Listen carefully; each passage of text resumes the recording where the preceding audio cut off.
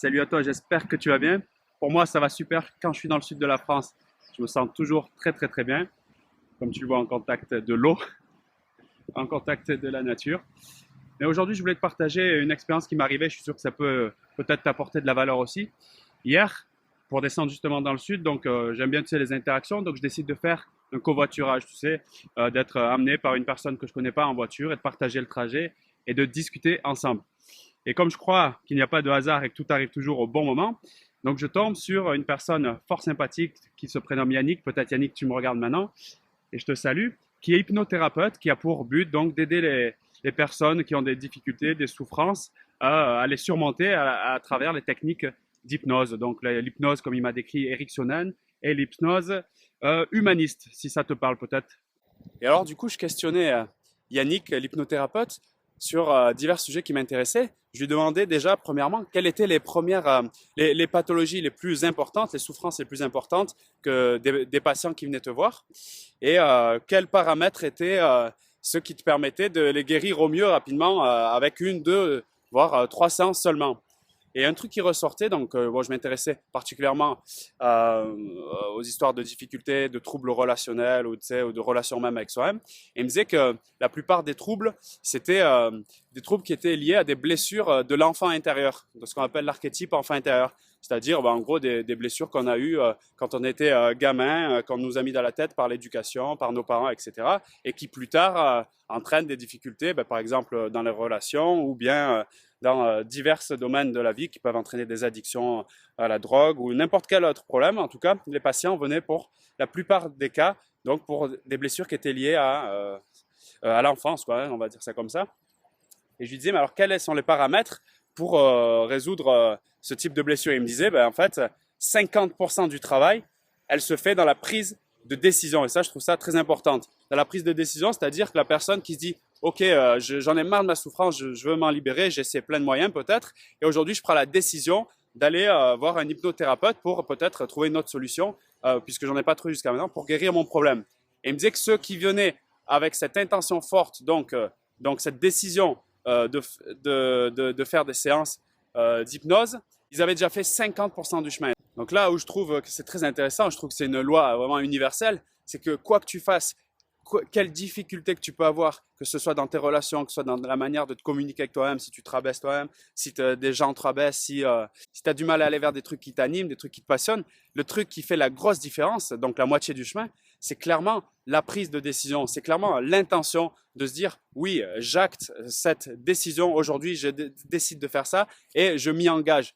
Quand tu fais ça, tu fais clairement la moitié du chemin puisque après tu vas vouloir être cohérent totalement avec cet engagement qui est pris. Ça, c'est fondamental, je trouve, dans tous les domaines de la vie et particulièrement si tu as des difficultés à sortir je sais pas, peut-être de la solitude par moment tu t'ennuies, ou bien d'aller vers les gens, d'avoir des relations, ou bien de quitter des personnes toxiques que tu sais qui t'empoisonnent. Donc je trouve ça vraiment fondamental. Et la deuxième chose qui ressortait de cette agréable discussion sur un trajet qui était Lyon jusqu'à vers Aix-en-Provence, c'est le fait de, après avoir pris la décision, c'est de lâcher prise. Donc en fait d'être prêt à ce qu'on appelle, ce que je peux appeler moi, accepter le changement, c'est-à-dire d'une part, je prends la décision parce que j'en peux plus de la situation dans laquelle je vis. Et deuxièmement, je fais un lâcher prise, c'est-à-dire que je suis prêt à perdre un peu le contrôle sur les trucs qui me faisaient du mal pour pas reprendre les schémas déjà existants et qui sont en fait perdants, pour être prêt à écouter par exemple l'hypnothérapeute, à suivre ses conseils, ou bien un autre formateur, ou n'importe quelle autre personne. Mais en tout cas,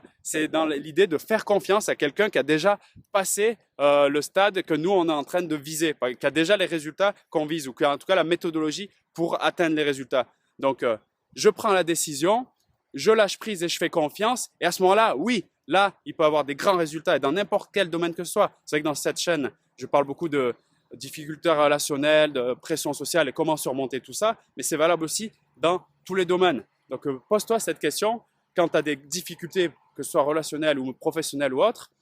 Est-ce que tu prends la décision réellement, sincèrement, en t'engageant à fond de faire des nouvelles actions, de t'orienter vers des nouvelles propositions?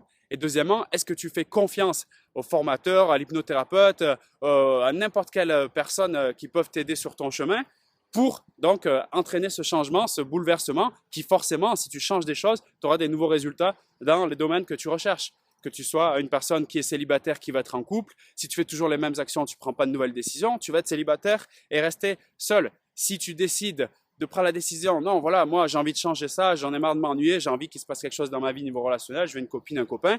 Et deuxièmement, tu te renseignes sur les personnes qui ont déjà voilà, des outils, des méthodes pour se sentir voilà, plus attrayant, plus attractif pour aller vers les gens, pour être attirant, etc. Et tu leur fais confiance. À ce moment-là, ben oui, il va y avoir des changements concrets qui vont se passer dans ta vie et tu obtiendras exactement ce que tu veux. Donc, Yannick me parlait on l'appelle un peu comme on veut, on parle de loi d'attraction, loi de l'abondance, ce qu'on veut. Lui, il me disait, en fait, c'est l'histoire de l'aimant, tu vois. Et en fait, oui, on est tous un aimant et autour de nous se colle exactement tout ce dont on pense le plus souvent. Et c'est aussi simple que ça, finalement, en théorie. Quand on pense problème, quand on pense échec, quand on pense difficulté, quand on pense contrainte, on attire absolument que des éléments, des situations, des personnes qui nous font penser à ce genre de choses encore plus et encore plus. Et plus on le confirme, plus ça fait un cercle vicieux, donc de l'échec, la contrainte, etc. Donc on est tout bêtement un aimant.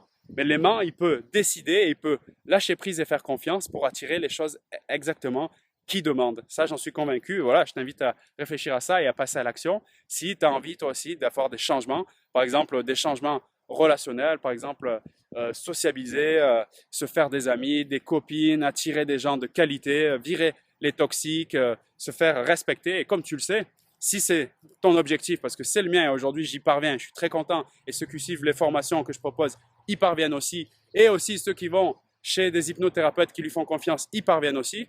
Donc j'ai ce pack de formation pour toi qui disparaît mercredi, donc le pack Relations saines qui te permet d'obtenir tout ce que je viens de citer, donc qualité relationnelle et même quantité si tu le souhaites. C'est ça l'avantage.